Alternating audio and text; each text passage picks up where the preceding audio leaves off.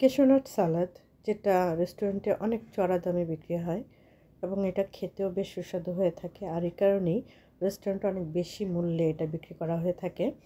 কিন্তু খুব সহজেই যদি আমরা বাসায় এই কেশনাট সালাদটা বানিয়ে ফেলতে পারি, তাহলে কিন্তু অনেক কম খরচে আমরা এই জিনিসটা বানিয়ে ফেলতে পারি। কেশনাট সালাদ তৈরি করতে যে উপকরণগুলো প্রয়োজন হয় সেগুলো কিন্তু আমাদের হাতের কাছেই থাকে, অর্থাৎ আমাদের বাসায় এগুলো সবসময় অ্যাভেলেবেলই থাকে। তো চলুন দেখে আসি ক্যাসোনার সালাদ তৈরি করতে কি কি লাগবে। তো প্রথমেই লাগবে আমাদের চিকেন। আমি এখানে বুকের পিসের চিকেনটা নিয়েছি এবং এগুলো পাতলা পাতলা করে চিকন চিকন করে কেটে নিয়েছি। তারপর এর মধ্যে আমি দিয়ে দিয়েছি লবণ, গোলমরিচ, সয়া সস দিয়ে সব কিছু খুব ভালোভাবে মাখিয়ে নিলাম। তারপর আমি এর মধ্যে দিয়ে দিলাম গুঁড়ামরিচ, তারপরে এখানে দিয়ে দিলাম আমি আদা রসুনের পেস্ট। এখন সব কিছু চিকেনের সঙ্গে খুব ভালোভাবে মিশিয়ে নিলাম। এটা খুব ভালোভাবে মেশানোর পর আমি এখানে অ্যাড করে দিলাম কর্নফ্লাওয়ার 1 চামচ। এখন এই কর্নফ্লাওয়ারটাকেও খুব ভালোভাবে চিকেনের সঙ্গে মিশিয়ে এক সাইডে রেখে দেব। এখন আমি নিয়ে নেব কিছু কাজু বাদাম, যেটাকে আসলে ক্যাশনাট বলা হয়। তো আমি এখানে 2 মুঠা কাজু বাদাম নিয়ে নিয়েছি। এখন একটি ফ্রাই প্যানে আমি ঘি গরম করে নিলাম। আমি এখন ঘিয়ের মধ্যে এই কাজু বাদামগুলোকে হালকা আছে একটু হালকা ব্রাউন কালার করে ভেজে নেব। চুলার আঁচটা একদম মিডিয়াম টু লো থাকবে। খুব বেশি আঁচ দিয়ে বাদামগুলোকে ভাজা যাবে না, তাহলে দেখা যাবে যে উপর দিয়ে কালার চলে আসবে কিন্তু ভিতর দিয়ে খুব একটা ভালো ভাজা হবে না। তাই এটাকে লো হিটে হালকা ব্রাউন কালার করে ভেজে নিতে হবে। কাজু বাদামটা যখন হালকা ব্রাউন কালার হয়ে গেল, অর্থাৎ ভাজা হয়ে গেল, হালকা ক্রিস্পিও হয়ে গিয়েছে, তখন আমি এটাকে তুলে নিলাম। এখন এখানে আমি বাদামগুলোকে তুলে নিয়ে সেই ফ্রাই প্যানে আমি এখানে সামান্য রান্নার তেল দিয়ে দিলাম। রান্নার তেল দিয়ে দেওয়ার পরে আমি এখানে সেই চিকেনটা, যেটাকে আমি কর্নফ্লাওয়ার দিয়ে এবং বিভিন্ন মশলা দিয়ে মেখে রেখেছিলাম, সেইগুলো এখন একটু হালকা হালকা আঁচেই ভেজে নেব। এটাও চিকেনটাও হালকা আঁচেই ভেজে নিতে হবে, কারণ আপনি যদি এটাকে হাই হিটে ভেজে নেন তাহলে দেখা যাবে যে চিকেনটা একদম মচমচে হয়ে যাবে, তখন খেতে ভালো লাগবে না আর কালারটাও চলে আসবে, পুড়ে যেতে পারে। তাই হালকা হিটে এটাকে ভেজে নিতে হবে, যেভাবে আমরা কাজু বাদামটাকে ভেজে নিয়েছিলাম।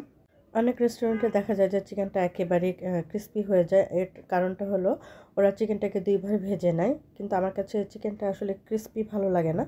চিকেন মানেই হলো সফট থাকবে আমার কাছে, সেই জন্য আমি হালকা হিটে এটাকে ভেজে নিই, যাতে উপরটা মানে ক্রিস্পি হয়, ভিতরটা একদম জুসি হয়। তো এভাবেই আমি ভেজে নিলাম, আপনারাও এভাবেই ভেজে নেবেন।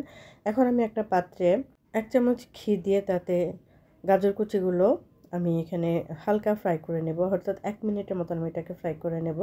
তারপর আমি এখানে কাঁচামরিচ কুচি এবং ক্যাপসিকাম কুচি দিয়ে দিলাম। এখানে আপনারা বিভিন্ন কালারের ক্যাপসিকাম ইউজ করতে পারেন।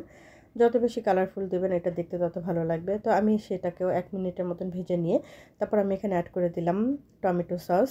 এখন সসটাকে সব কিছুর সাথে খুব ভালোভাবে মিশিয়ে নিলাম, কিন্তু আমার মনে হচ্ছিল যে সসটা কম হয়েছে। আমি পরবর্তীতে আবারও এখানে 2 চামচের মতন সস দিয়ে দিলাম, অর্থাৎ টোটাল আমি এখানে 4 চামচ টমেটো সস ইউজ করেছি। খুব ভালোভাবে মিশিয়ে নিয়ে দিয়ে দিলাম সামান্য পরিমাণ লবণ। এখন সব কিছু খুব ভালোভাবে মিশিয়ে নিয়ে আমি এখানে কাজু বাদামগুলো অ্যাড করে দিলাম। যে চিকেনটা আমি ভেজে নিয়েছিলাম সেই চিকেনটা কিন্তু আমি এখানে অ্যাড করতে পারিনি। এর কারণ হলো আমি যার উদ্দেশ্য করে এই ক্যাসোনাট সালাডটা তৈরি করছিলাম, পরবর্তীতে আমি শুনি যে সে ভেজিটেরিয়ান, সে টোটালি কোনো মাছ মাংস কিছুই খায় না। তো সেজন্য আমার আর এই চিকেনগুলো এখানে অ্যাড করা হয় নাই। তবে আপনারা অবশ্যই এখানে চিকেনটা অ্যাড করে দেবেন। এই চিকেনটা অ্যাড করে দিলে এটার টেস্ট আরও বেশি ভালো আসে। তারপরে আমি এখানে টমেটো সসটা অ্যাড করে দিলাম। অবশ্যই এই সসটাও অ্যাড করে দিতে হবে।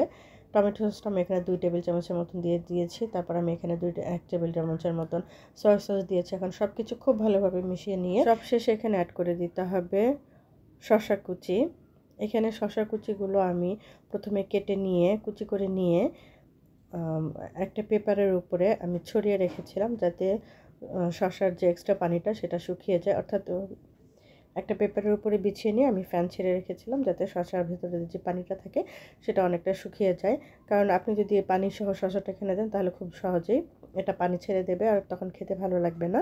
এই কারণেই এই পদ্ধতিটা করতে হবে। তো ওই তো সব কিছু খুব ভালোভাবে মিশিয়ে নিয়ে একটা সার্ভিং বলে নিয়ে নিতে হবে। তারপর উপর দিয়ে আরও কিছু কেশনাট ছড়িয়ে দিতে হবে, অর্থাৎ কাজু বাদামগুলো ছড়িয়ে দিতে হবে।